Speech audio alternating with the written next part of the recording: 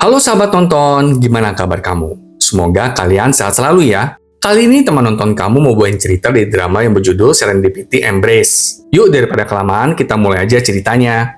Drama ini dimulai dengan kedatangan Huyong ke Korea untuk urusan bisnis setelah 10 tahun Huyong meninggalkan Korea. Setelah melihat-lihat rumah pamannya, Huyong mampir ke sebuah kafe untuk bertemu dengan seorang gadis. Lalu seorang gadis muncul di hadapan Huyong dan memperkenalkan dirinya sebagai Hongju. Sepertinya Huyong mengenali Hongju. Tapi tiba-tiba seorang gadis yang lain menyapa Huyong dan membuat Hongju menyadari kalau dia salah mengira Huyong sebagai teman kencan butanya. Hongju segera pergi dari hadapan Huyong dan menemui teman kencan buta yang sebenarnya. Sementara itu, Huyong terus menatap Hongju karena tidak percaya kalau dirinya menghadapi masa lalunya. Ternyata dulu, sewaktu SMA, Hongju pernah menyatakan perasaannya kepada Huyong. Tapi menariknya, Hongju seperti nggak mengenal Huyong. Dan secara bersamaan, kita melihat kalau kencan buta Hongju dan kencan buta Huyong sama-sama tidak berakhir dengan baik. Saat dalam perjalanan kembali ke rumah, teman sekaligus rekan kerja Huyong meneleponnya dari Amerika. Temannya itu menyarankan Huyong untuk bertemu dengan semua orang yang Huyong rindukan sebelum Huyong meninggalkan Korea untuk selamanya. Hal itu membuat Huyong teringat kepada Hongju. Tak lama kemudian, Huyong lalu melihat Hongju berada di halte bus dan mengingat masa lalu. Sebuah kilas balik muncul saat Hongju yang masih SMA memanggil Huyong dan memberikannya surat cinta. Teman-teman sekolah mulai bersorak untuk pasangan itu. Hongju lalu bertanya, apakah Huyong tidak akan menerima suratnya? Huyong lalu mengambil surat Hongju, dan Hongju kemudian meminta Huyong untuk membalas suratnya. Kilas balik pun berakhir, sahabat nonton. Huyong pun pergi dari sana, tapi Huyong kemudian melihat Hongju lagi. Ya elah, emang yang kayak gini cuma bisa ada di drama ya. Huyong akhirnya keluar dari mobil dan mendekati Hongju yang sedang membeli topoki di pinggir jalan.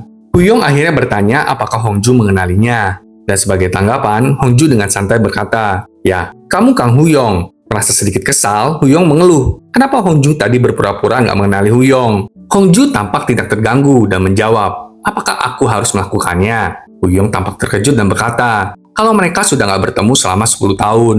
Setelah mereka bersaut-sautan selama beberapa waktu, Hongju meminta nomor ponsel Huyong agar Hongju dapat membantunya berhubungan kembali dengan teman-teman SMA mereka. Huyong yang sudah tiba di rumah menjadi gelisah karena menunggu pesan teks dari Hongju. Huyong mengomel dan berkata kalau dirinya juga nggak senang kok bertemu dengan Hongju lagi. Kemudian kilas balik memperlihatkan pertemuan pertama keduanya saat SMA. Huyong satu bus dengan Hongju, dan supir bus meminta Huyong untuk membangunkan Hongju. Mereka pun pergi ke sekolah bersama. Meskipun pertemuan mereka agak canggung, Huyong sepertinya merasa tertarik kepada Hongju nih. Sedangkan di masa kini, Hongju menceritakan kepada sahabatnya Hyeji tentang pertemuannya yang tiba-tiba dengan Huyong. Dan saat itulah terungkap kalau Huyong adalah cinta pertamanya Hyeji. Astaga, belum apa-apa udah plot twist gini nih.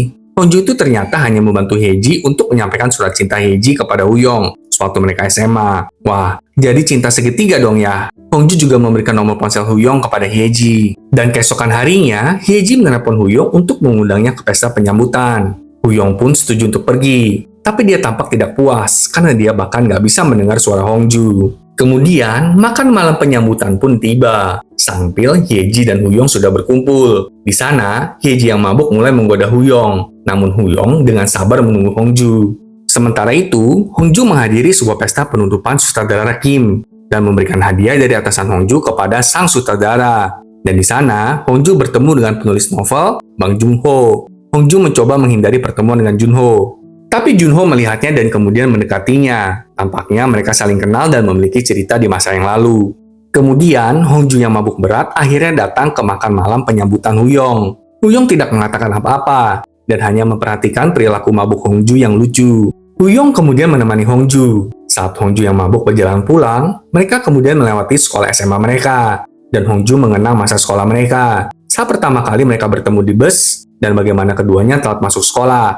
Tapi hanya Hongju yang dihukum, dan Huyong tetap diperbolehkan masuk sekolah. Itu karena kaki Huyong yang digips. Mereka pun mentertawakan kisah masa muda mereka. Hongju kemudian menanyakan apakah Huyong masih mengingat buku yang diselipkan Hongju ke tasnya, supaya nggak ketahuan wali kelasnya dulu. Tentu Huyong masih mengingatnya. Hongju berkata kalau di buku itu tertulis cinta pertama itu istimewa, karena hanya ada satu dalam hidup. Hongju menggambarkan kalau cinta pertama itu seperti makanan beku. Kamu harus membekukannya sekeras batu, maka cinta pertamamu akan bertahan lama. Dan jangan pernah mencairkannya.